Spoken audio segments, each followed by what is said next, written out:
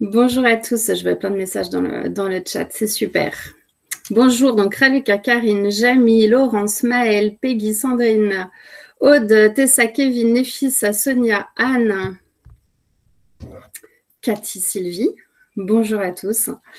Bienvenue dans cette conférence, les 5 clés pour vivre du coaching. Alors, pourquoi j'ai proposé cette conférence aujourd'hui avec l'ICF? Donc, vous savez que c'est l'International Coaching Week de l'ICF, la Fédération internationale de coaching. C'est la plus grande fédération au monde des coachs professionnels et qui permet de nous professionnaliser, de nous certifier, d'avoir des formations de qualité et un niveau de coaching de qualité. Et cette semaine, du 17 au 21 mai, c'est la semaine pendant laquelle on fait la promotion de notre association internationale. Et donc, on est plusieurs coachs à faire des conférences et des flash coaching auxquels vous êtes aussi peut-être inscrits. Alors, quand on est coach, on passe un peu du rêve à la réalité. On se forme au coaching, on se dit que tout va être extraordinaire. Et puis, en réalité, il y a 90% des coachs diplômés qui vont cesser leur activité dans les 2 ans après leur formation parce qu'ils n'arrivent pas à trouver de clients. Donc, la formation que je fais aujourd'hui, c'est parce que moi, j'ai galéré pendant 3 ans, je ne trouvais pas de clients.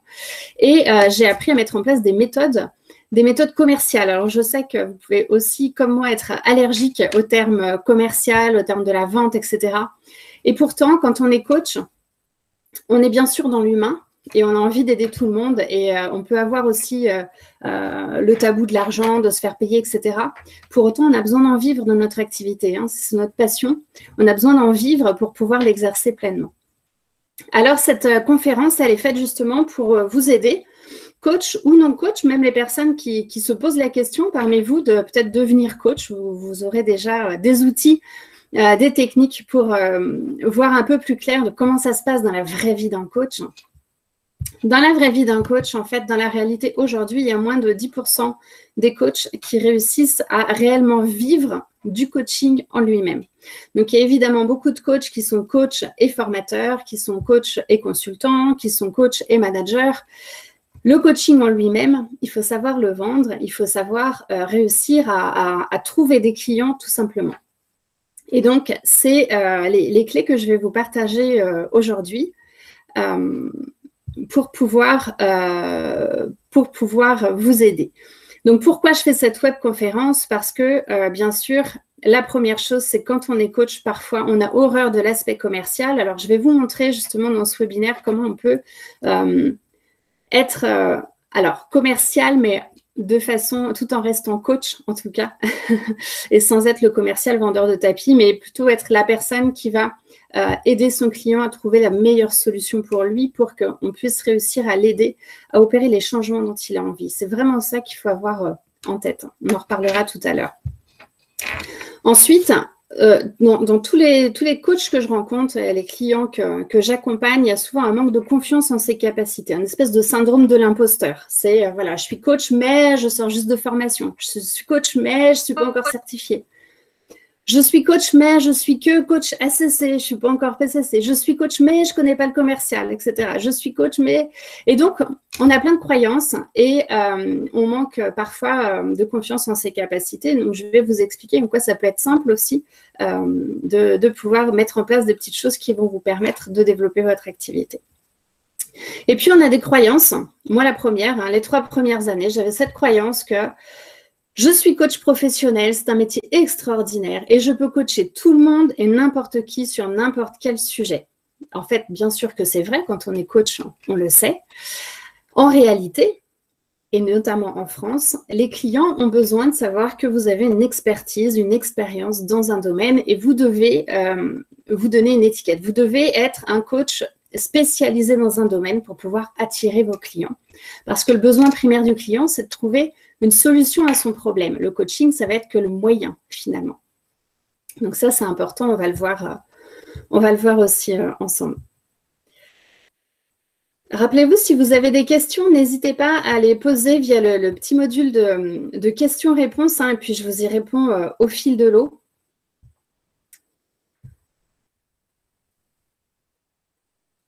Ok. Donc, alors, les 5 erreurs les plus courantes qu'on fait quand on démarre, alors je le connais bien, je les ai faites pendant 3 ans. Hein, je suis coach depuis 2014 et je vais vous expliquer tout ça par la suite. Les erreurs les plus courantes qu'on fait, c'est qu'on pense qu'on peut s'adresser à tout le monde. Et évidemment, ça, c'est pas possible.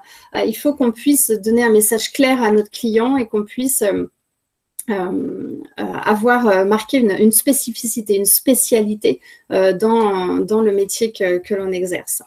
Ou en tout cas, dire précisément à qui ça s'adresse. Donc, on parle ici de client idéal et d'offre. Hein. On est un peu sur du commercial. Quand on se définit avec plusieurs casquettes à la fois, c'est quelque chose qui peut faire peur aussi. De dire à son client, ben voilà, moi, je peux vous accompagner parce que je suis coach, formatrice, consultante, mentor, et puis je fais aussi la gestion de projet. Et puis, voilà, votre client, il peut se dire, bon, ben, OK, en fait, c'est quelqu'un qui touche à tout et qui est expert en rien. C'est pour ça que ça va être important, c'est important vraiment de comprendre que le coaching, la sophrologie, le consulting, la formation, ce sont des moyens pour atteindre la solution. Mais la solution que vous voulez proposer à votre client, ça va être l'offre que vous lui proposez. C'est-à-dire qui est votre client cible et qu'est-ce que vous lui proposez comme solution avec les moyens que vous avez, c'est-à-dire vos compétences, vos diplômes, vos expériences. Alors, une autre erreur courante, c'est qu'on partage trop ou pas assez de contenu à forte valeur ajoutée sur les réseaux. Donc, quand je parle de partager du contenu, c'est partager du contenu gratuit. C'est ce que je faisais aussi au début, hein, c'est-à-dire que je faisais j'écrivais des articles, je faisais des petites vidéos gratuites, parfois je faisais des séances découvertes gratuites, j'en ai fait beaucoup, j'ai fait des cafés coaching gratuits, mais je n'avais pas du tout de stratégie derrière. Et donc du coup, quand on fait ça en gratuit, qu'on n'a pas de stratégie de vente derrière, stratégie de communication, c'est un peu comme si on jetait un gravillon dans la mer en se disant, bah, peut-être qu'un jour, ça va donner quelque chose. Bon. Et puis, l'erreur inverse, c'est de se dire, non, mais moi, je suis professionnelle, je partage rien en gratuit parce que moi, ce que je fais, ça a de la valeur et je vais être payée pour ça. Et vous avez raison. Sauf que dans le marketing et dans le commercial, on donne un échantillon de ce qu'on fait. Donc ça, c'est un petit peu de contenu gratuit, on va le voir tout à l'heure. Un petit peu de contenu gratuit qui a une forte valeur ajoutée, qui va montrer votre expérience, votre légitimité, votre compétence, mais qui ne va pas être suffisant pour un accompagnement, bien entendu. Ça va être le produit gratuit, l'échantillon qui va donner envie à votre client potentiel d'en savoir plus sur votre activité, d'en savoir plus sur vous. Donc, on va voir tout ça. Hein. Donc, évidemment, communiquer sans stratégie de communication. Vous vous reconnaissez. Si vous aussi, vous faites des posts à droite, à gauche, comme ça, quand vous avez le temps, sur le sujet dont vous avez envie, sans avoir de calendrier éditorial, sans avoir de stratégie, vous allez voir à quel point c'est important de mettre en place une stratégie de communication. Et puis, essayer de vendre directement son accompagnement. Je l'ai fait au début. Il y a des coachs qui le font parfois, ou même d'autres professions. Et à quel point c'est désagréable quand vous êtes... quand vous étiez, parce qu'aujourd'hui, depuis 1 an, on ne l'est plus, mais quand vous êtes à un buffet, à la fin d'une conférence, avec quelqu'un, une personne vient vous parler, et puis elle va dérouler son pitch pendant 10 minutes. Moi, je suis coach, j'ai fait telle formation, etc. Je peux vous accompagner. À aucun moment, elle vous pose de questions. Et vous vous dites, mais en fait, j'ai surtout pas envie d'être accompagnée par une personne qui vient me parler pour me vendre son coaching. Moi, j'ai envie d'être accompagnée par une personne qui s'intéresse à ce dont moi, j'ai besoin. Et donc, on ne vend pas directement du coaching. On laisse le client découvrir ce que l'on fait pour l'attirer à nous, lui donner envie d'en savoir plus. Et puis, ensuite, le connaître et lui faire une proposition d'accompagnement qui va être adaptée à ce qu'il veut. Ça, c'est très important. Donc, voilà les erreurs les plus courantes que j'ai fait pendant 3 ans et que je partage aujourd'hui parce que j'aurais aimé qu'au mon démarrage, qu'on me dise, alors, on me l'a dit parfois, mais peut-être pas suffisamment clairement, je ne l'ai peut-être pas suffisamment entendu, mais voilà, c'est important vraiment d'éviter ces erreurs-là. Ça va vous faire gagner beaucoup, beaucoup de temps et puis beaucoup d'argent aussi. Hop. Alors, je vous propose un petit sondage. Alors, vous allez voir, c'est en haut, hop. Vous savez, dans vos petits, il y a un petit triangle carré et rond en haut à droite. Donc, je vais vous envoyer un petit sondage pour savoir qui vous êtes, parce que si on fait le tour des 150 personnes, ça va être compliqué. Alors, hop, je lance le sondage et vous allez pouvoir y répondre. Normalement, il apparaît en haut à droite, là, dans le petit triangle. Voilà, si vous pouvez répondre, super. Donc, est-ce que vous êtes un coach adhérent à l'ICF ? Est-ce que vous êtes un coach qui n'est pas adhérent à l'ICF, donc peut-être à l'EMCC, SF Coach ou autre, et et qui souhaitent, voilà, en savoir un peu plus. Est-ce que vous êtes un professionnel, un manager, un collaborateur en entreprise? Est-ce que vous êtes une entreprise? Est-ce que vous êtes une personne qui a envie de devenir coach et qui vient là pour se renseigner sur qu'est-ce que c'est que l'ICF et le métier de coach?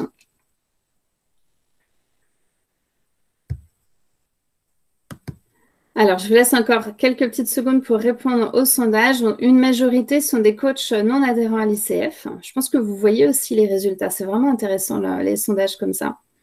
Et puis, c'est le but de la Coaching Week, hein, justement, de faire découvrir la Fédération internationale des coachs qui est très active en France et notamment en région Rhône-Alpes, en région parisienne, mais aussi dans d'autres régions françaises. Alors, certaines personnes me disent ne pas voir le sondage. Donc, regardez en haut à droite, vous avez un carré, un triangle et un rond en haut à droite de votre écran, qui doit être par ici. Et si vous ne l'avez pas, c'est peut-être simplement que vous êtes sur votre téléphone, peut-être, ou que ce n'est pas compatible. Voilà. Essayez de réouvrir la réunion avec Google Chrome, hein, si jamais vous n'arrivez pas à voir le sondage. Alors, en tout cas, il y a une grande majorité voilà, de coachs non adhérents à l'ICF. Si on a le temps, à la fin de cette petite présentation, de cette conférence, je vous ferai une petite présentation de l'ICF et de toute façon, quoi qu'il arrive, je vous l'enverrai pour que vous puissiez en savoir plus. Ok, super. Eh bien, écoutez, c'est parti, on va continuer. Je vais vous expliquer qui je suis. Alors, je crois que quelqu'un a levé la main. Alors, attendez, hop, hop, hop. Je vais regarder qui parmi vous...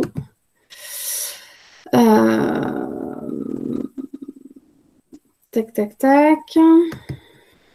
Alors, pensez à poser vos questions. Alors, si vous n'avez pas, évidemment, si vous n'avez pas le module de questions, vous pouvez les poser dans le chat, mais c'est moins pratique. Alors, Karine, vous évoquez les raisons des erreurs intrinsèques faisant obstacle, mais le nombre de coachs certifiés ou non augmentant, cela participe à cette difficulté de se faire voir. Et en réalité, Karine, c'est ce qu'on va voir aujourd'hui. Merci pour votre question. C'est effectivement comment on fait pour se faire connaître, parce qu'il y a de plus en plus de coachs qui sont formés. Il y a des coachs qui viennent d'écoles certifiées reconnues et puis des coachs qui viennent d'autres écoles. Et puis des personnes qui se disent coach parce que c'est à la mode et qui ne sont pas des coachs professionnels, qui sont des coachs sportifs, des coachs nutritionnels, des coachs mode, etc. Donc c'est important de connaître cette différence.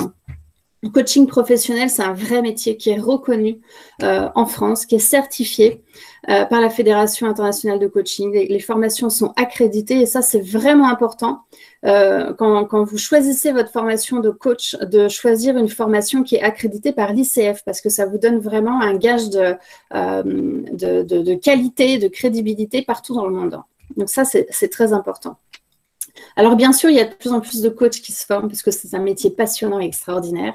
Comment on fait pour se démarquer?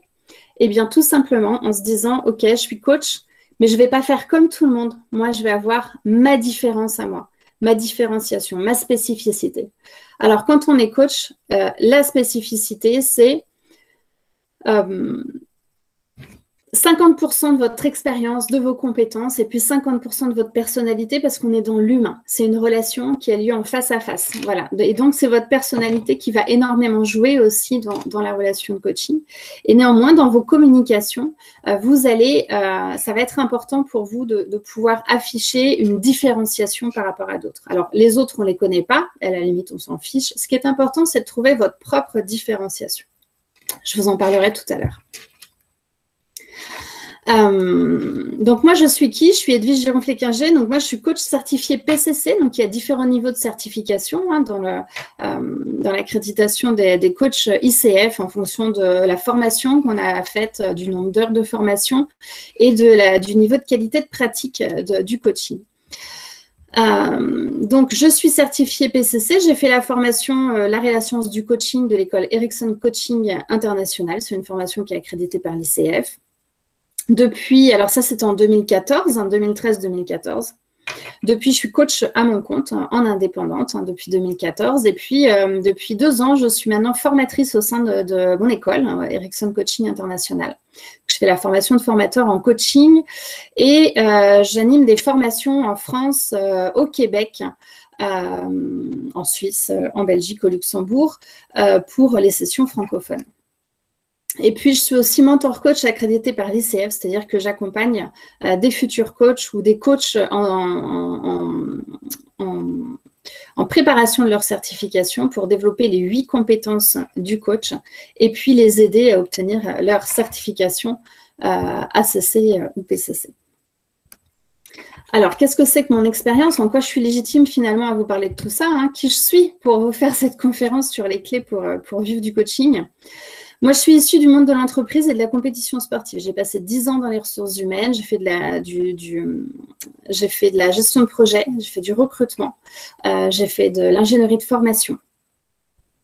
Et puis, j'ai 8 ans d'expérience en coaching professionnel. Donc, ça fait 8 ans que je suis à mon compte en tant que coach professionnel. Et depuis 2017, j'ai complètement digitalisé mon activité et je vis bien de mon activité. J'ai fait toutes les erreurs que tout le monde fait au début. Et puis, j'ai appris à faire autrement pour pouvoir me professionnaliser. Donc, c'est pour ça que je vous fais aujourd'hui cette conférence. Un petit mot pour savoir ce que je fais. J'accompagne les particuliers, les entreprises, les indépendants. Les particuliers sur la reconversion professionnelle, la prise de poste et la confiance en soi. Ça, c'est mon ancien métier dans les ressources humaines, dans le recrutement. Donc ça, c'est la spécificité, pour répondre à la question de Karine, c'est la spécificité que j'ai affichée au début quand je me suis formée au coaching, quand je me suis lancée à mon compte.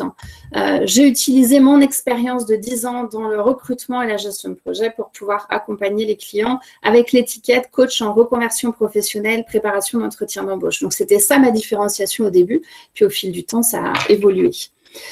Pour les entreprises, j'accompagne les managers et les équipes à identifier des objectifs, à communiquer de façon positive, orienter solutions. Et puis, j'accompagne aussi à la prise de poste des managers, notamment. Et puis, les indépendants, je les aide à la création, la digitalisation et le développement de leur activité dans le développement personnel et le bien-être. Donc, j'ai créé des accompagnements, des programmes d'accompagnement en ligne, des formations et des coachings en ligne. Je suis très engagée aussi dans l'associatif. Donc, je fais de la sensibilisation au handicap en entreprise. Je suis moi-même porteuse de handicap. Et puis, j'interviens au sein du réseau Étincelle pour participer à l'insertion professionnelle des jeunes dits décrocheurs, où j'utilise du coup mes compétences de formatrice et de coach pour les aider.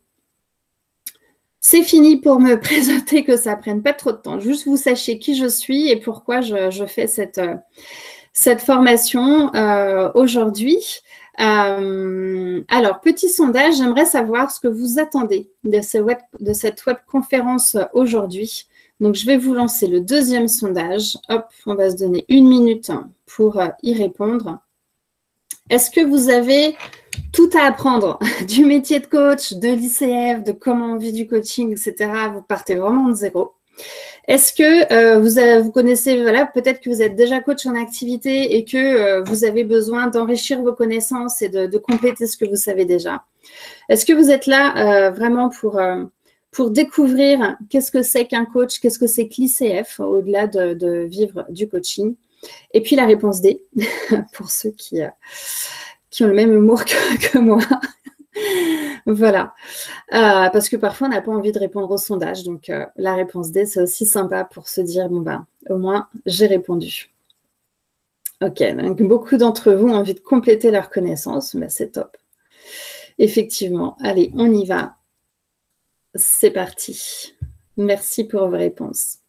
La première chose, quand on veut vivre du coaching, et donc ça permet de répondre à la question de Karine.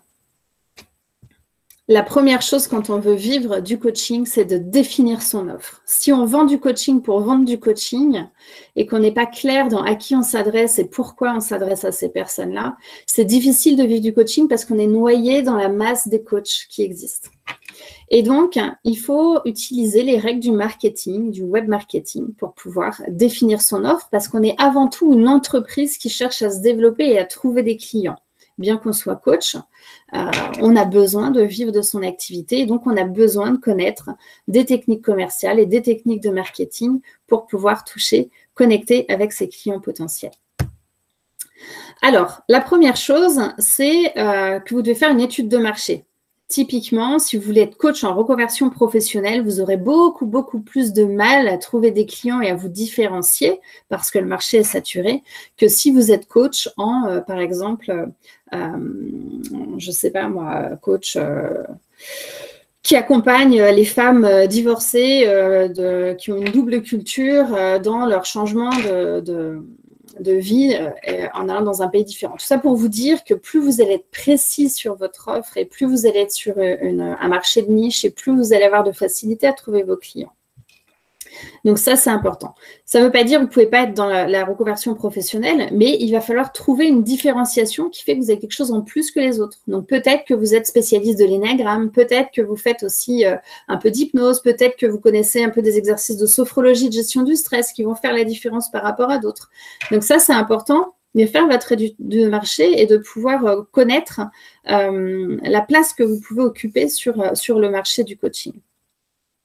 Ce qui est important du coup aussi avant de trouver sa différenciation, c'est d'abord bien sûr de se connaître, apprendre à se connaître, à connaître ses valeurs et ça c'est très très important parce que si vous allez sur une niche en vous disant c'est là où je vais trouver des clients mais que cette niche elle ne vous porte pas, elle ne fait pas sens pour vous, ça va être compliqué, vous n'allez pas être convaincant et ça va être très compliqué de pouvoir rassurer et mettre en confiance ses clients. Donc c'est vraiment une question de d'abord se connaître soi-même, connaître ses valeurs, ses moteurs de motivation et ensuite aller trouver une niche de coaching qui vous tient à cœur, quoi, qui vous plaît vraiment, qui vous porte. Donc, de définir sa vision et sa mission, ça va être très important aussi. Quel coach vous avez envie de devenir? Donc, vous savez, vous pouvez utiliser les niveaux logiques de Diels, par exemple. Au début, c'est je vais être coach parce que voilà, je veux être indépendant. Quelles compétences j'ai? C'est mes formations, mes diplômes. Et au-delà de ça, qu'est-ce qui est important pour moi, mes valeurs? Ma valeur, c'est j'ai envie d'aider les autres. Voilà, je suis dans l'empathie, j'ai envie d'aider, j'ai envie d'aider les autres à s'épanouir. Et donc, ma vision, c'est quoi? Qui j'ai envie de devenir? J'ai envie de devenir un coach qui va aider les femmes, mères célibataires, à s'épanouir dans leur nouvelle vie et à prendre confiance en elles. Et ça, c'est une offre qui va être très précise avec un client très idéal, précis. Et vous allez pouvoir comme ça proposer une offre claire qui va vous différencier des autres coachs. Donc, pour ça, il faut définir votre vision, votre mission. Comment je m'imagine, moi, coach, qui est, ça y est, je me suis formée au coaching, j'ai développé mon activité et ça y est, ça marche. Comment je m'imagine dans le futur? Quel coach j'imagine être et qui vont être les clients que je vais accompagner.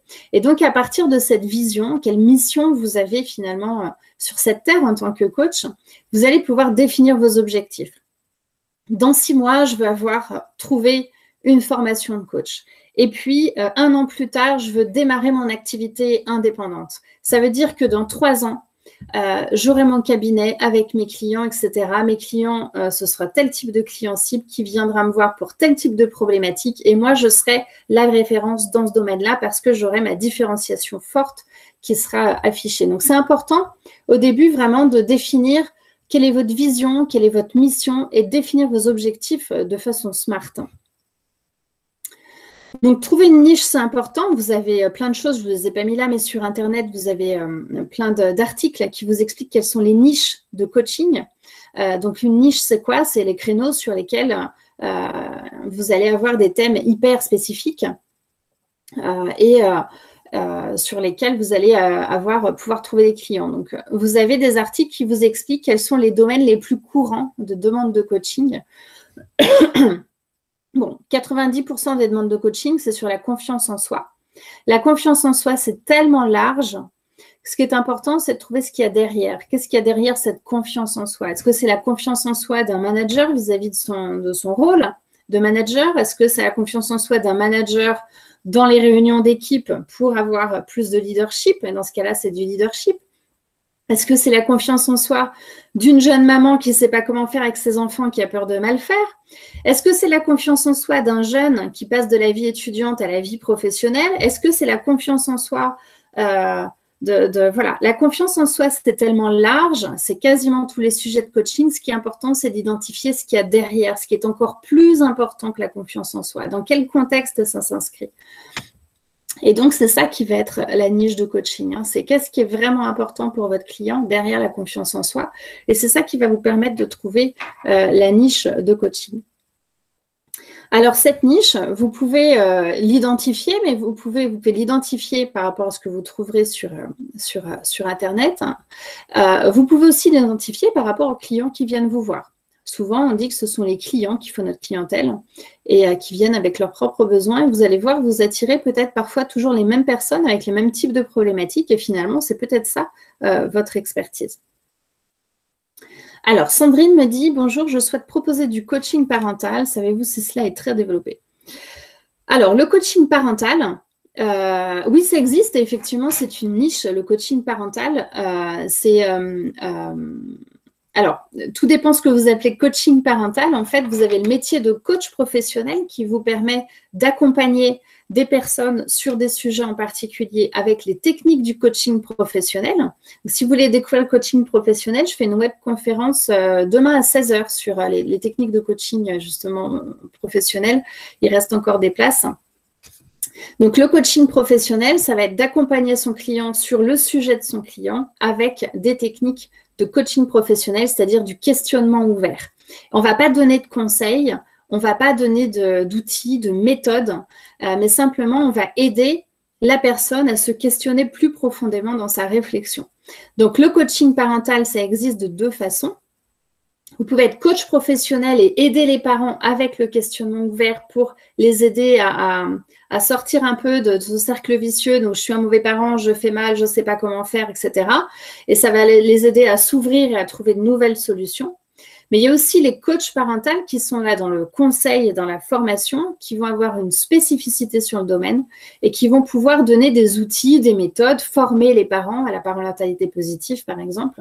Et là, c'est deux métiers qui peuvent être complètement complémentaires. C'est-à-dire, vous pouvez très bien avoir une expertise sur ce sujet et puis, en même temps, vous former au coaching professionnel pour, au-delà de votre expertise, accompagner aussi vos clients à avoir une réflexion encore plus ouverte et que les solutions puissent venir d'eux-mêmes pour qu'il y ait des prises de conscience qui soient encore plus fortes dans votre accompagnement.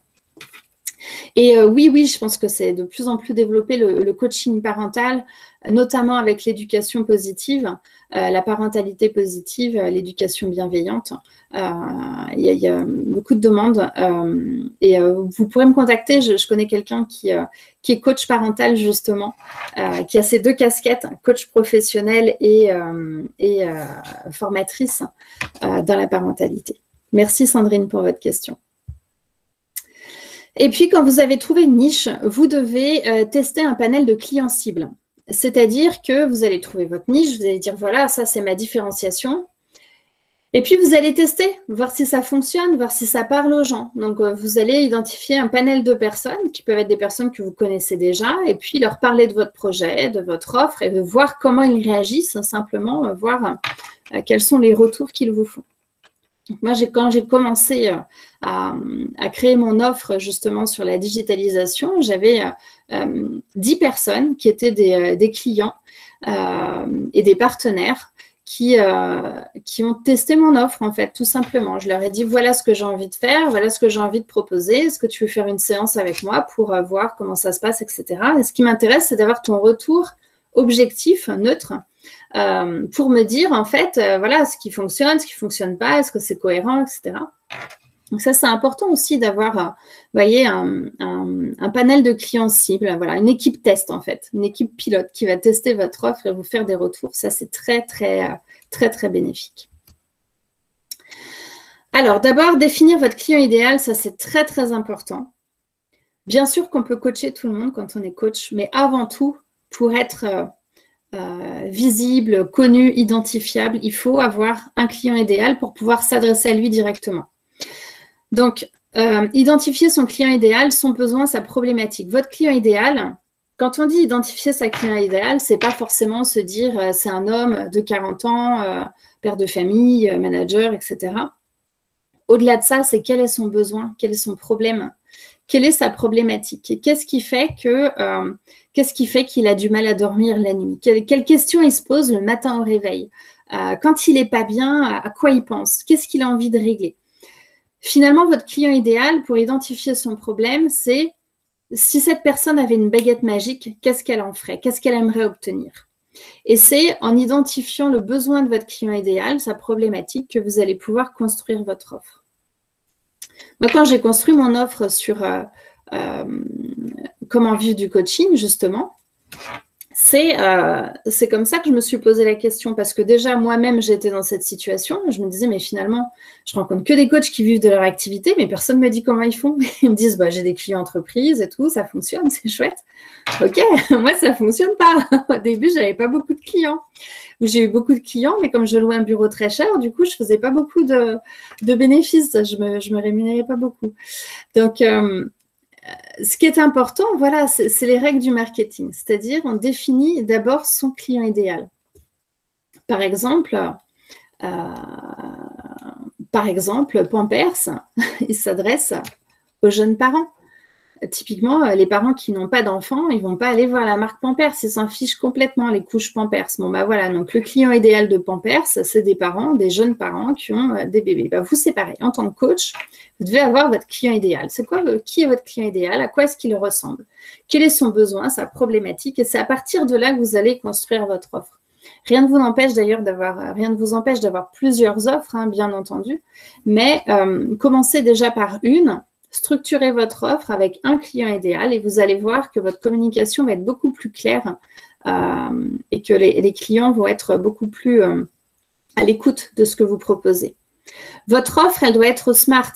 Votre offre, ce n'est pas simplement « je propose du coaching au manager ». Le coaching de manager, c'est 80% des coachs des coachs professionnels proposent du coaching de manager. Donc, c'est plutôt écrire une offre smart en spécifique, mesurable, atteignable, réaliste, temporelle. Et le E, c'est écologique, c'est-à-dire est-ce que c'est écologique la façon dont j'écris mon offre. Donc, spécifique, c'est quoi? C'est quel type de manager? Mesurable, c'est qu'est-ce qu'il veut atteindre? Est-ce que c'est du leadership? Est-ce que c'est savoir dire non? Est-ce que c'est gestion des conflits? Est-ce que c'est atteignable? Voilà, est-ce que c'est réaliste? Temporel, sur quelle période? Moi, j'accompagne les managers pour qu'en 6 mois, ils puissent développer leur leadership et être un leader qui va insuffler de la coopération et de la cohésion d'équipe. Voilà. En 6 mois, je vous accompagne pour obtenir ce résultat. Donc là, c'est beaucoup plus parlant à votre client que de lui dire simplement « je coach des managers ». Donc, écrire votre offre de façon smart. Posez-vous la question, en quoi mon offre est spécifique? Comment est-ce qu'elle se mesure? Quels sont les indicateurs de réussite? C'est-à-dire, quand vous serez un manager qui aura développé son leadership, vous verrez que votre équipe sera... la communication va être plus fluide, votre équipe va être plus soudée, vos performances vont se voir aussi au niveau de votre business, etc. Donc, c'est vraiment comme ça que vous allez écrire votre offre. Il faut mettre aussi en valeur les bénéfices pour le client. Donc, vous proposez, votre client idéal a un problème pour lequel il cherche une solution. Votre offre, ça va être la solution à son problème. D'accord? Je veux développer du leadership parce que, voilà, je n'ai pas de leadership, j'ai besoin d'être un vrai manager qui va porter son équipe. Et le bénéfice pour son client, c'est quoi? C'est de fluidifier la communication, d'avoir de la cohésion d'équipe, d'améliorer ses performances. Donc, c'est vraiment aussi important de mettre l'accent sur les bénéfices pour votre client avec l'accompagnement en coaching que vous proposez. C'est valable pour le coaching et pour d'autres métiers, hein, bien entendu. Et puis, du coup, quand on fait son pitch, on arrête de dire « je suis coach, j'ai fait à l'école, je suis », mais on va dire plutôt « vous qui êtes manager et qui avez envie de développer votre leadership de manager parce que vous avez envie d'avoir une communication plus fluide avec vos équipes, créer une vraie cohésion et améliorer vos performances, alors je suis la bonne personne pour vous parce que j'ai de l'expérience, j'ai un diplôme, je suis coach, voilà comment ça va fonctionner. Et donc, le pitch orienté client, c'est quoi? C'est d'abord, je m'intéresse à mon client, je peux aussi lui poser des questions, je lui explique quelle solution je vais lui apporter pour quel bénéfice, et simplement ensuite, je lui parle de moi pour expliquer en quoi je suis légitime à l'accompagner, en quoi je suis la meilleure personne. Pourquoi? Tout simplement parce que les gens aiment qu'on leur parle d'eux. Allez faire votre pitch à quelqu'un en expliquant qui vous êtes sans lui poser de questions. Il ne va pas tenir 3 minutes en face de vous, à moins qu'il soit extrêmement poli. Allez voir quelqu'un, questionnez-le sur ce qu'il fait, intéressez-vous à lui Et une fois que vous avez compris qui il est, quel est son besoin, expliquer qui vous êtes, la conversation peut durer 1 heure. Je vous invite à le tester, c'est vraiment intéressant. Donc sur le client idéal, voilà, on identifie son client idéal, on écrit son offre Smart, on met en valeur les bénéfices pour le client et puis on fait son pitch orienté client. La deuxième chose, c'est de pouvoir communiquer avec une stratégie éditoriale. Une stratégie éditoriale, c'est quoi? Alors, attendez, je regarde si j'ai des questions. Tac, tac, tac. Sandrine. Liane, bonjour Edwige. Bonjour Liane. Si l'on fait du coaching scolaire, il faut répondre à la fois aux besoins du jeune et des parents et du coup avoir 2 types de communication. Alors, le coaching scolaire, c'est un peu comme le coaching en entreprise, c'est-à-dire que vous êtes dans une relation tripartite. Vous avez le demandeur du coaching, qui est souvent le payeur, c'est-à-dire les parents. Vous avez votre client, qui est le coaché, le jeune, et vous qui êtes le coach, Donc, c'est le même fonctionnement que dans une relation tripartite en entreprise, où vous avez le manager qui est coaché, le DRH qui paye, et vous qui êtes le coach. Donc, bien sûr, le discours est différent, mais pensez que c'est le jeune que vous coachez, ce n'est pas les parents, même si on est d'accord que les parents pourraient avoir bien plus besoin de coaching que le jeune. En tout cas, ce qu'ils vous demandent, c'est vraiment de coacher le jeune. Donc, pour répondre à votre question, qui est votre client? C'est le jeune. Donc, le besoin du jeune, c'est quoi? Maintenant, les parents peuvent insuffler des besoins. Voilà, mon jeune a besoin, mon enfant a besoin de prendre confiance en lui. Peut-être que le jeune ne l'exprime pas justement parce qu'il a ce manque de confiance. Donc, c'est bien d'être attentif, bien sûr, à ce que disent les parents. Mais votre client, c'est avant tout le jeune. Et bien sûr, il faut aussi rassurer les parents, tout en gardant la confidentialité de ce qui se dit entre vous et le jeune que vous accompagnez. Et puis, rassurer les parents. Moi, je tire mon chapeau aux personnes comme vous, Yann, qui fait du coaching scolaire. J'en ai fait un temps et pour moi, ça a été difficile parce que justement, j'avais du mal. Je pense que ce n'est pas mon truc, tout simplement, mais ça doit être absolument passionnant de faire coïncider justement le besoin du jeune et les besoins des parents qui parfois ne sont pas complètement en cohérence. Donc, c'est peut-être un rôle de médiation aussi quelque part. Mais en tout cas, quand vous me dites qu'il faut répondre à la fois aux besoins du jeune et des parents, avoir 2 types de communication, votre communication avec le jeune, ça va être vous, dans votre relation avec lui, dans l'accompagnement. Donc, vous allez l'accompagner lui en fonction de ses besoins. Vous pourrez aussi, si besoin, faire passer les messages que les parents ont à faire passer. C'est quelque chose qui est important dans cette relation. Et puis, tout en gardant la confidentialité de la séance avec le jeune, avoir une communication rassurante vis-à-vis des parents, en expliquant comment le jeune progresse, peut-être que ça prend du temps, peut-être aussi qu'il a des envies, des besoins qui sont différents de ce qu'ils imaginent. Donc, tout en gardant cette confidentialité, essayer de rassurer les parents et puis de les accompagner aussi dans la démarche. Donc, du coup, oui, bien sûr, 2 types de communication. Alors, j'ai une question de Romain. Comment traitez-vous l'ambiguïté que peut générer « je crée une offre et une proposition spécifique et en coaching, je ne propose pas de solution toute faite au client ». Bien sûr qu'on ne propose pas de solution toute faite au client. C'est une très bonne question, Romain. Merci beaucoup. Mon offre, en fait, ça ne va pas être de donner une méthodologie et une solution à mon client. Mon offre, ça va être que mon client puisse trouver la solution. Mon client a besoin d'avoir, on va prendre l'exemple, Romain, de mon client qui est, tiens, on va prendre un jeune de 18 ans qui termine ses études, qui commence à travailler, ou 20 ans, et qui a besoin de prendre confiance en lui. Donc, son besoin, c'est de travailler la confiance. Et moi, mon offre, ça va être, vous qui êtes un jeune dans la transition vie étudiante, vie pro, vous avez besoin de prendre confiance en vous pour être un professionnel crédible et pouvoir évoluer dans votre premier poste, vous sentir bien dans votre premier poste.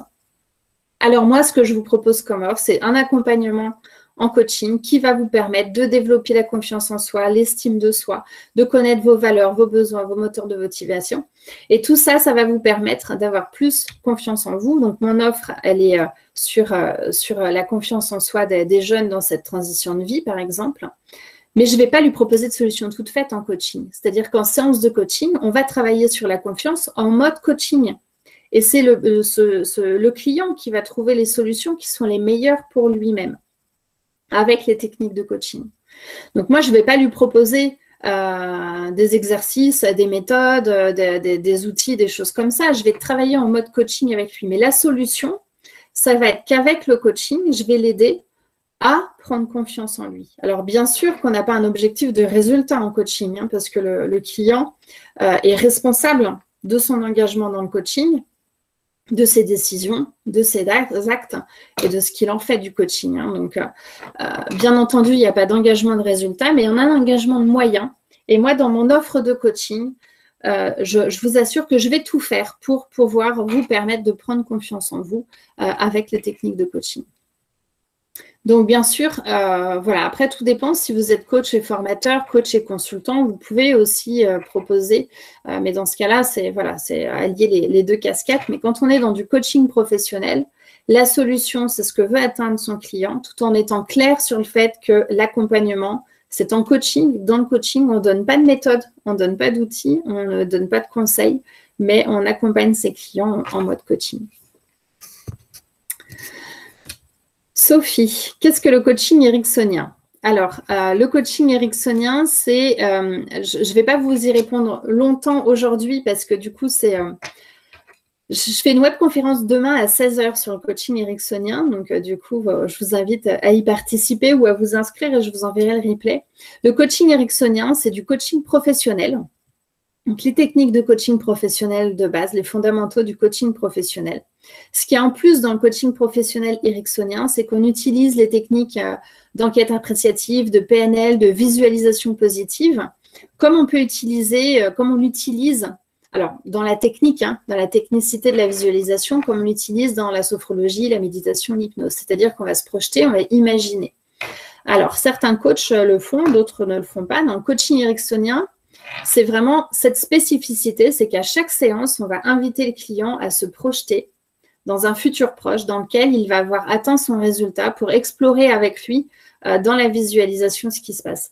Pourquoi c'est hyper efficace le coaching ericksonien? Je ne vais pas vous dire le contraire parce que je suis passionnée. C'est hyper efficace parce que le cerveau fait peu la différence entre ce qu'il imagine et ce qu'il vit réellement.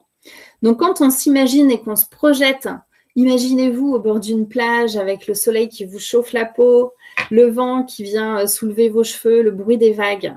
Tout de suite, vous pouvez ressentir parfois corporellement hein, la chaleur du soleil, le vent dans les cheveux, vous entendez le bruit des vagues. Alors qu'en réalité, vous êtes peut-être chez vous dans un bureau avec un ciel gris comme chez moi et puis il n'y a pas de bruit. Simplement, dans le coaching ericksonien, on va inviter le client à se projeter, à visualiser comme ça pour ressentir des choses avec le VAK, visuel, auditif, kinesthésique, pour faire vivre une expérience positive au cerveau et pour pouvoir justement projeter son client dans un futur dans lequel il réussit et pour pouvoir l'aider à surmonter ses peurs, ses croyances. Je pourrais vous en parler des heures tellement ça me passionne. Mais je vous en parlerai un petit peu plus demain à 16 h. Mais en tout cas, merci pour votre question. J'adore en parler. Alors, une question de Valérie.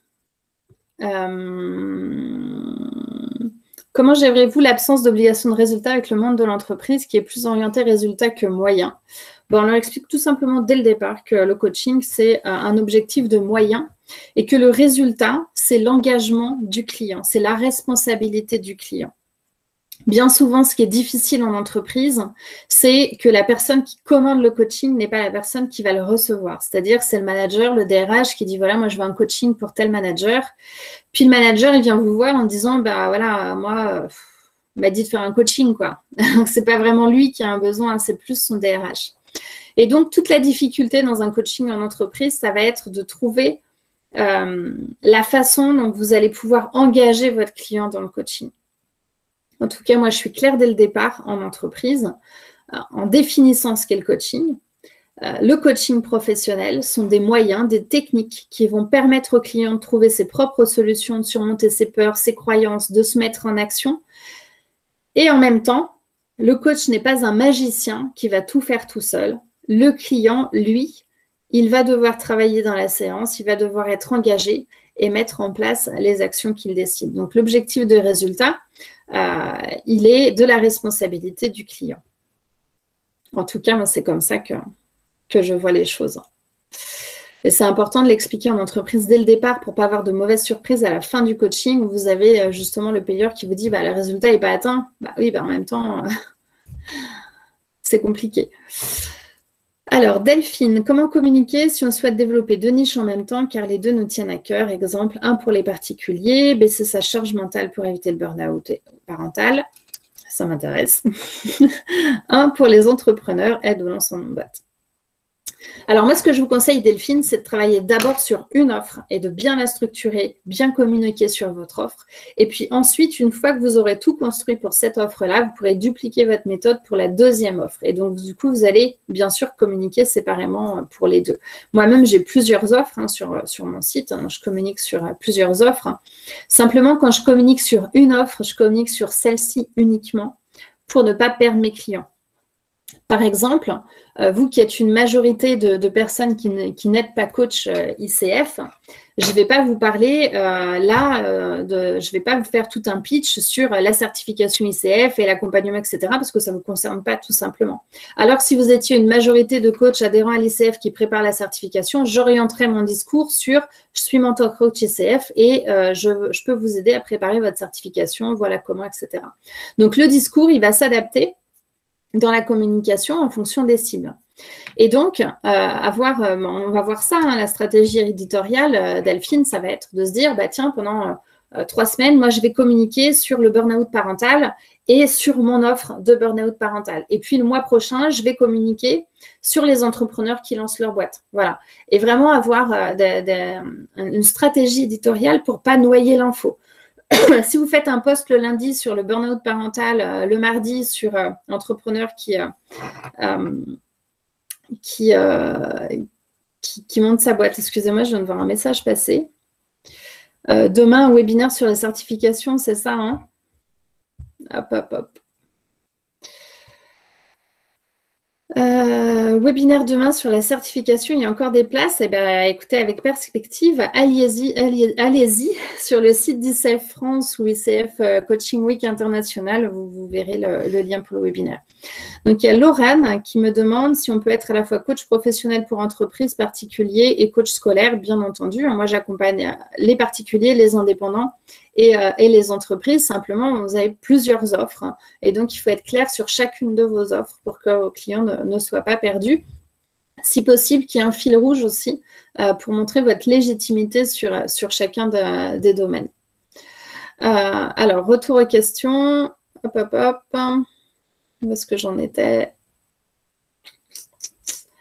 Tac, Delphine. Oui, voilà, Delphine. Donc, communiquer, il y a une offre claire pour chacune de vos 2 offres et dissocier vraiment votre communication. Ça, c'est important. Donc, Claudine vous envoie le lien vers les événements de la Coaching Week. Il reste des places pour beaucoup d'événements cette semaine. Là, c'est le premier de la semaine, mais il y a encore des places sur beaucoup d'événements et notamment sur la certification ICF. Donc, allez-y avec grand plaisir voir les autres conférences. Ok, donc alors comment on développe sa communication? Il faut créer des réseaux, solliciter ces réseaux, développer ces réseaux. C'est très, très important au début. Moi, je vous dis ça, je suis arrivée à Lyon quand j'étais coach. Je connaissais personne, un oncle et une tante de 60 ans. Voilà, dans mon réseau, c'était pas énorme. Et si j'avais une amie coach qui était lyonnaise aussi. Voilà, je connaissais absolument personne. Et donc, j'ai passé beaucoup de temps au début à aller créer des réseaux. C'est-à-dire que j'allais dans des associations qui étaient en lien avec ce que je voulais faire, donc du coaching scolaire, etc., du coaching d'orientation professionnelle. Je sollicitais mon réseau, c'est-à-dire que je publiais mes offres en disant, voilà, vous qui êtes dans mon réseau, voilà ma nouvelle activité, voilà ce que je fais. Je vous invite à le partager dans vos réseaux à vous pour pouvoir communiquer au plus grand nombre. Et puis, développer ces réseaux, ça veut dire aller toujours à la rencontre de personnes qui peuvent être des clients potentiels, qui peuvent être des partenaires potentiels, qui peuvent être des prescripteurs potentiels. Et donc ça, c'est vraiment, vraiment important de vous faire connaître géographiquement sur ce que vous faites. Ensuite, il faut réseauter, il faut bloguer, il faut rencontrer, être visible, se rendre visible sur le web et en présentiel. Du coup, c'est vraiment, vraiment important de chouchouter son réseau. Quand vous avez des partenaires qui font votre publicité, qui parlent de vous, ces gens-là, il faut les chouchouter. C'est-à-dire qu'il faut les appeler, il faut les rencontrer, il faut déjeuner avec eux, il faut parler de ce que vous faites, il faut s'intéresser à ce qu'ils font eux, peut-être leur donner en retour aussi de la visibilité sur leur activité, essayer de trouver un partenariat gagnant-gagnant pour que ça continue si c'est efficace. Bloguer, c'est-à-dire ayez un blog, écrivez des articles de blog, écrivez des posts sur les réseaux sociaux, voilà. Écrire un article, vous n'avez pas besoin d'inventer la poudre. Il faut bien sûr pas copier-coller ce qui existe, mais par contre, inspirez-vous de ce qui vous intéresse et ce qui est en lien avec votre offre et faites-en une synthèse, apportez votre touche personnelle. C'est ça un article de blog. Vous pouvez vloguer aussi. C'est un blog vidéo, c'est une chaîne YouTube en fait. Faire des petites vidéos de 5 minutes sur un petit sujet. Tiens, la confiance en soi, un exercice simple de confiance en soi. Demain, quand vous allez à la boulangerie, faites cet exercice, voilà. Regardez la boulangère dans les yeux, faites un grand sourire et essayez de lui poser une question, voilà, comme si vous étiez Tony Robbins, hyper fier de vous, sûr de vous, et voyez ce que ça donne, ce que ça change pour vous. Bref, tout ça pour dire que il y a plein de choses à faire pour se rendre visible sur Internet. Je fais d'ailleurs une conférence ce soir à 16 h et demain matin à 9 h pour vous montrer comment on fait pour se digitaliser aussi et communiquer sur le web. Mais en tout cas, il faut être présent, aussi bien en présentiel que sur Internet. Il faut faire des choses. Il faut aller dans des soirées réseau, participer à des petits-déj, à des conférences, proposer d'animer des ateliers, même si c'est gracieusement, c'est de la prospection, hein, c'est de la visibilité. Par exemple, aujourd'hui, je fais cette conférence pour l'ICF, donc je parle beaucoup de l'ICF. Je vous explique aussi mes trucs et astuces. Ça vous permet à vous aussi de faire ma connaissance. Et donc, bah voilà, si vous avez envie d'aller plus loin, vous me connaissez maintenant, vous pouvez me contacter. Et en même temps, je fais la promotion de l'ICF. Donc, l'ICF est aussi ravi que j'anime une conférence. Donc, on est vraiment dans un partenariat qui est gagnant-gagnant, aussi bien pour l'ICF que pour moi. Donc, l'idée, c'est vraiment de trouver ce type de partenariat où vous pouvez être gagnant-gagnant. Et puis, il faut communiquer.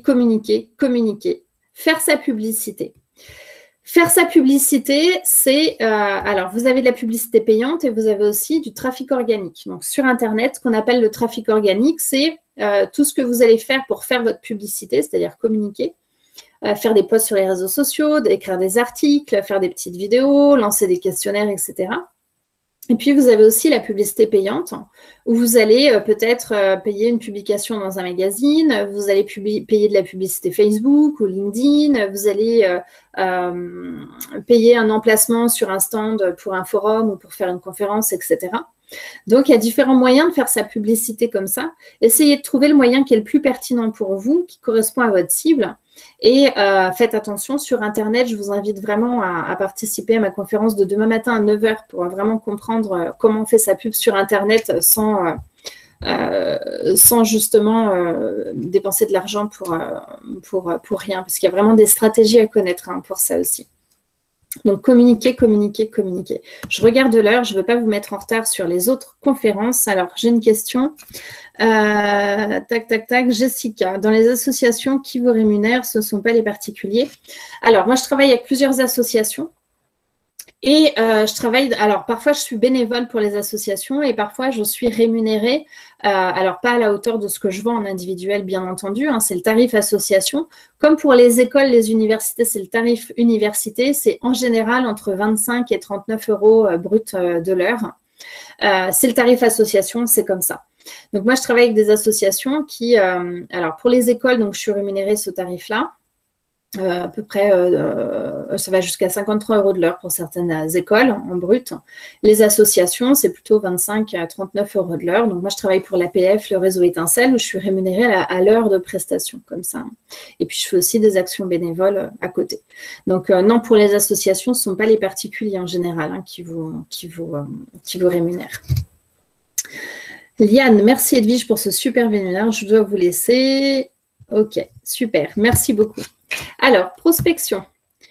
D'abord, il faut cibler ses prospects et ses actions en fonction de sa cible. Et ça, c'est très, très important. Je vois qu'il est 9 h 59, donc il est 9 h 59. Donc, du coup, je vais avancer un petit peu plus vite pour vous permettre d'assister aux autres conférences de l'ICF et de faire vos flash coaching cette semaine. Il y a peut-être encore des places pour les flash coaching et les autres conférences. Alors, allez sur le site d'ICF France sur les événements. Vous verrez les événements sur lesquels il reste de la place. Pour la prospection, il faut cibler ses prospects, ses actions en fonction de sa cible. C'est ce que je dis depuis le début, c'est que voilà, si vous adressez aux mères de famille en burn-out parental, allez pas sur des forums où il y a des jeunes étudiants ou sur des forums de personnes à la retraite, bien évidemment. Voilà, s'adresser à tout le monde, c'est s'adresser à personne. Donc, focalisez-vous sur une cible et allez trouver les actions, les forums, les événements sur lesquels sont vos cibles. Ça, c'est très important. Il faut aller à la rencontre de ses clients sans avoir rien à vendre. Ça, c'est important aussi. N'allez pas faire votre pitch pour vendre du coaching. Allez à la rencontre des gens pour faire leur connaissance, pour apprendre à les connaître, pour identifier leurs besoins, pour comprendre qui ils sont, ce qu'ils font. Et ensuite, vous pourrez leur parler de qui vous êtes et ce que vous proposez. Ça, c'est très, très important. On s'intéresse d'abord à son interlocuteur avant de faire son pitch. Et surtout, on n'a rien à vendre. On explique ce qu'on fait. Et c'est quand la personne nous demande qu'on lui fait une proposition. On trouve des partenaires dans une relation gagnant-gagnant, ce que je vous expliquais. Par exemple, moi j'ai une partenaire qui est spécialiste, experte LinkedIn, et donc elle propose mes services à sa liste de clients et de prospects qui sont complémentaires aux siens. Et de la même façon, moi mes clients, je ne connais pas grand-chose sur LinkedIn, et mes clients, quand ils ont un besoin sur LinkedIn, je les transmets à Marie-Pierre pour qu'elle puisse les aider sur ce sujet-là. Donc ça, c'est vraiment très intéressant. Et puis la stratégie de l'e-book, rendez-vous à 16 h aujourd'hui pour ce super webinaire aussi sur la stratégie de l'e-book. Ça, c'est très important. On se dit qu'un e-book, ça ne sert à rien. Et en réalité, l'e-book, c'est la pépite de votre offre. C'est vraiment ce qui va vous permettre. On dit en coaching qu'on ne vend pas du coaching, on fait acheter du coaching. Quand vous avez un e-book avec une stratégie de communication, une stratégie de vente, ce sont les clients qui viennent à vous pour vous acheter du coaching. Et ce n'est plus vous qui allez vendre votre coaching. Il n'y a plus de place pour l'e-book. Je vais vous renvoyer un lien. Je vais ouvrir d'autres places parce qu'il y a des gens qui se sont inscrits plusieurs fois et j'ai eu des annulations. Donc, je vais ouvrir d'autres places pour la conférence de cet après-midi. Et quoi qu'il arrive, je l'enregistre. Je ferai un replay pour ceux qui se sont inscrits. Et je verrai avec Claudine si c'est possible de diffuser le replay sur la chaîne YouTube aussi d'ICF France. Je vais voir si c'est possible. Donc, je vais ouvrir des places. Oui, bien sûr, me dit Claudine. Génial. Donc, du coup, vous pourrez retrouver cette conférence sur la chaîne YouTube d'ICF France. D'ici la fin de la semaine, quand j'aurai le temps de la mettre. Merci beaucoup, Claudine. Donc, la stratégie de l'e-book à 16 h ce soir ou sinon, dans quelques jours, en replay sur la chaîne YouTube d'ICF France. Alors, le web marketing, c'est important aussi, être visible sur Internet. Il faut absolument avoir un site web ou une page pro. Alors, Kevin dit, le client achète un espace vide, il n'achète pas un coach, il achète son développement. Exactement, Kevin, tout à fait. Il achète une solution. La solution, c'est de se développer et de pouvoir atteindre son objectif. OK. Alors, est-ce que j'ai d'autres questions avant de terminer? Hop. Beaucoup de questions. Possibilité de voir la conférence et l'e-book si on ne peut pas y participer. Oui, bien sûr. Soit vous vous inscrivez, vous recevrez le replay, soit ce sera sur la chaîne YouTube d'ICF France. Pas de souci. Donc, web marketing, il faut avoir absolument un site web ou des pages pro. Je vais vous envoyer un lien. Moi, j'utilise un site qui s'appelle System.io, qui a une version gratuite avec laquelle vous pouvez créer un site web très, très facilement. Il suffit que vous achetiez un nom de domaine. Ça coûte une dizaine d'euros par an. Et puis, il faut qu'il soit disponible, bien sûr. Et puis, vous pouvez créer un blog, un site web gratuitement via cette application. C'est très, très simple. N'allez pas dépenser des milliers d'euros avec un webmaster pour faire un super beau site web. J'ai le regret de vous annoncer que vous n'êtes ni Danone ni L'Oréal, donc les gens ne vont pas taper le nom de votre site web sur Internet pour vous trouver. Mais c'est important, voilà, de faire un site web qui peut être très pro,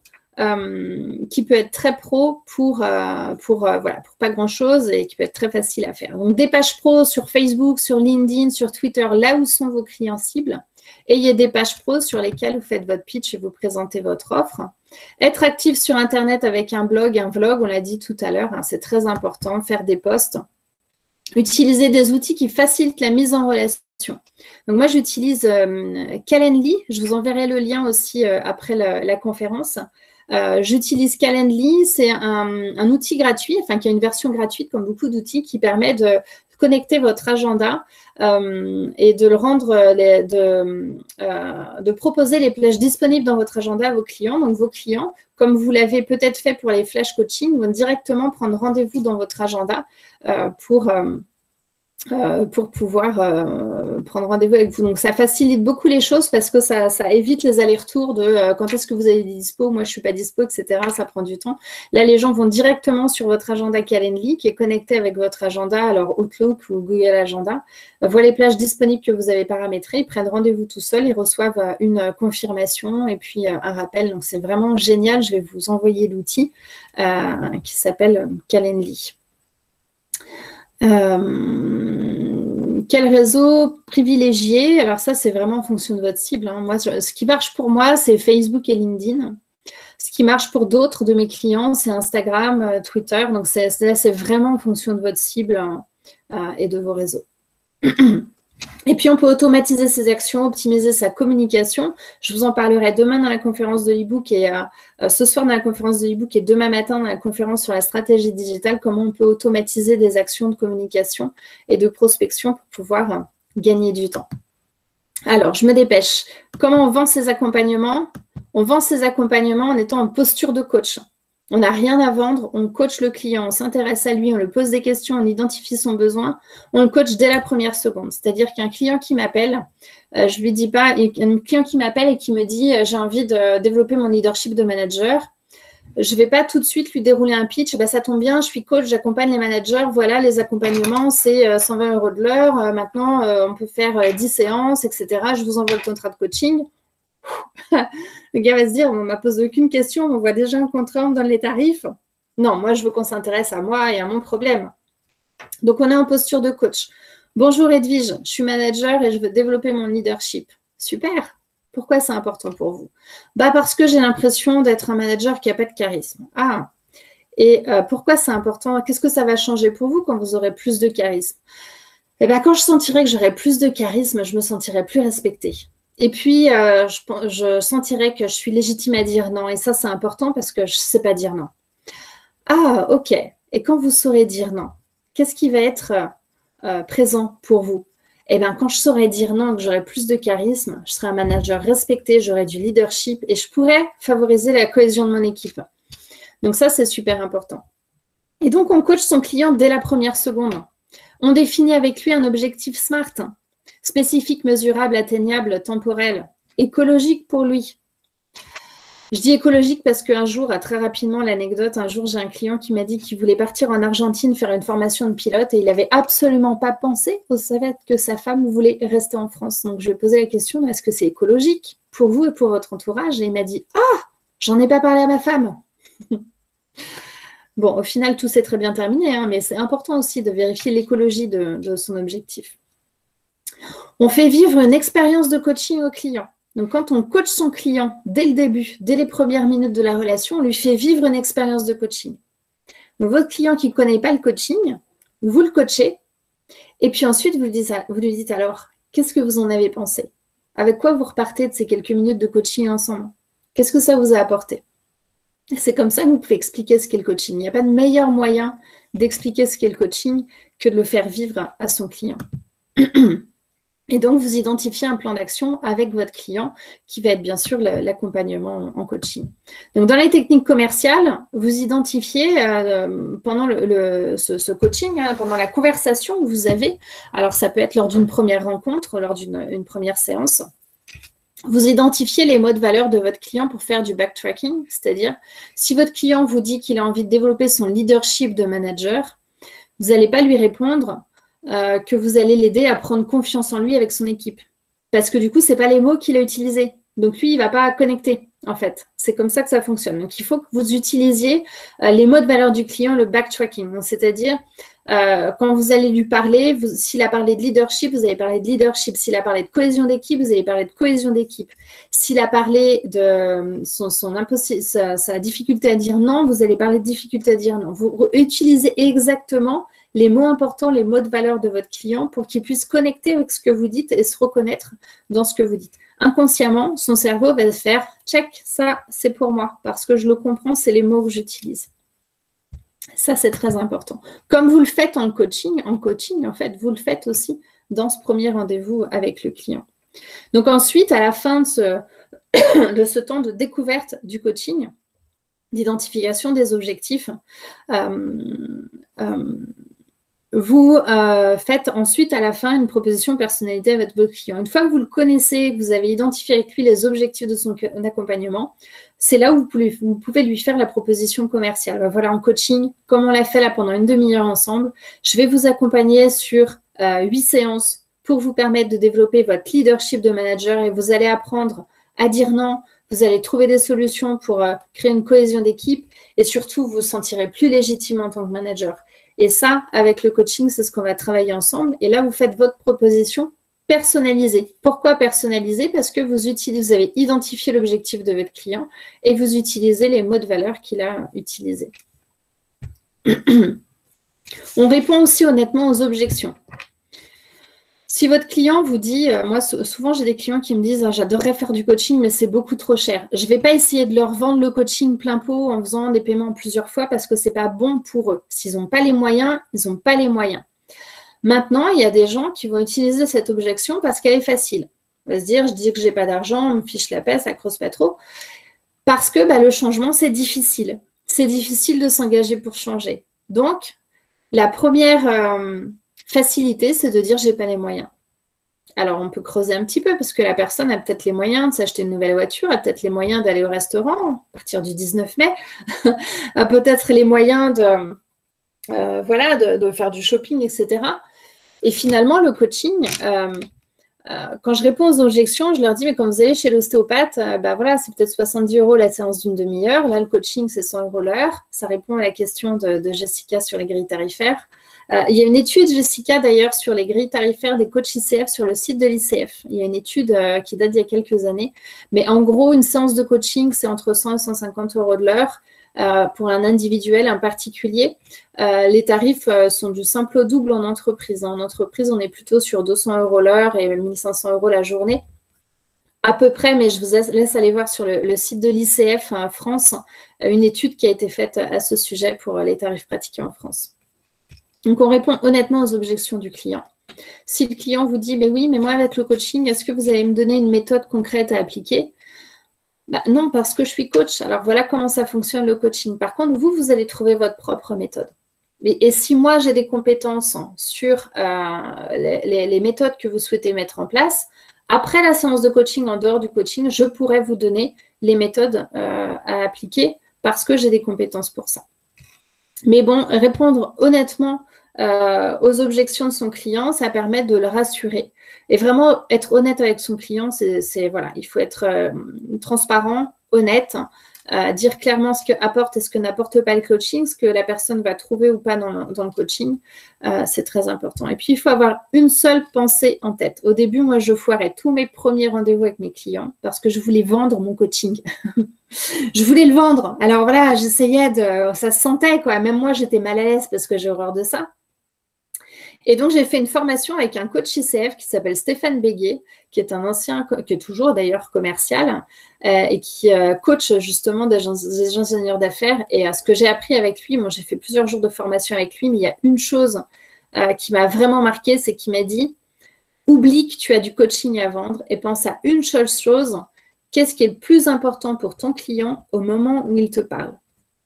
Et c'est comme ça qu'on va coacher son client et à travers le coaching, lui montrer en quoi on peut lui être utile et en quoi on peut l'aider à atteindre son objectif et à trouver ses propres solutions. Et donc, on n'a rien à vendre, simplement, on va montrer à son client ce qui est le plus utile pour lui et on va lui montrer à quel point ça peut lui être utile de faire un accompagnement en coaching et pas à quel point c'est important pour lui d'acheter du coaching. Mais vraiment être dans le sens où qu'est-ce qui est utile pour lui. Un manager qui veut développer son leadership, sans le coaching, ça va être compliqué. Avec le coaching, c'est ce qui va vraiment lui permettre d'atteindre, de devenir ce manager qui a du leadership, du charisme et qui sait dire non. Voilà.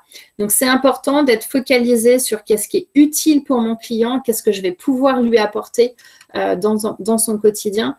Et c'est ça qui va faire que votre client va acheter le coaching. C'est vraiment sa capacité à prendre à prendre conscience de à quel point ça va lui être utile.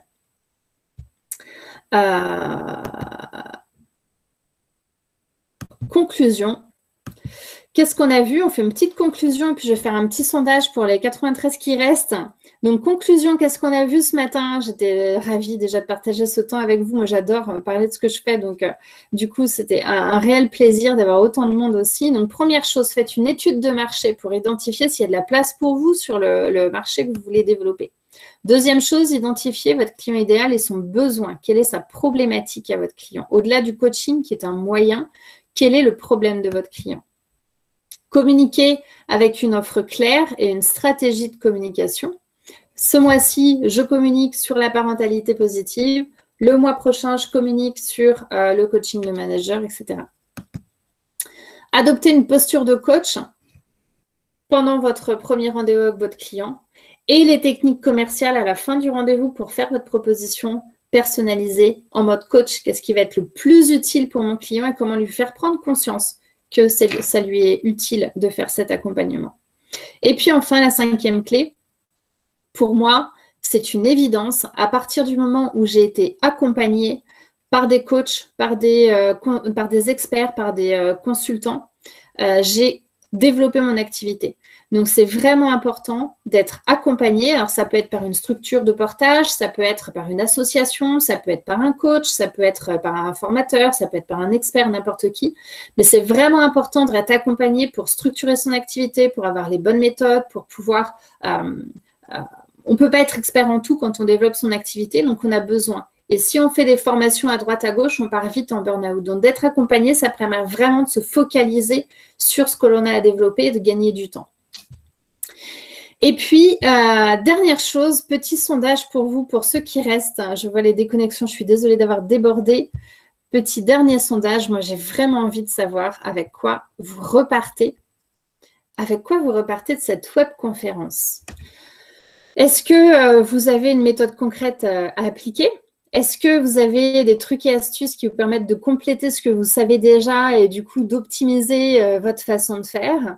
Ou est-ce que vous êtes juste heureux, heureuse d'avoir découvert un coach ICF? Voilà, un coach ICF. Pendant que vous répondez au sondage, je vais vous remercier déjà pour avoir participé à cette conférence. Et dans le replay, vous verrez, je vous mettrai aussi les slides, que vous puissiez les avoir. Il y a une petite présentation de l'ICF qui est présent dans plus de 149 pays du monde. Il y a 44 000 membres ICF dans le monde.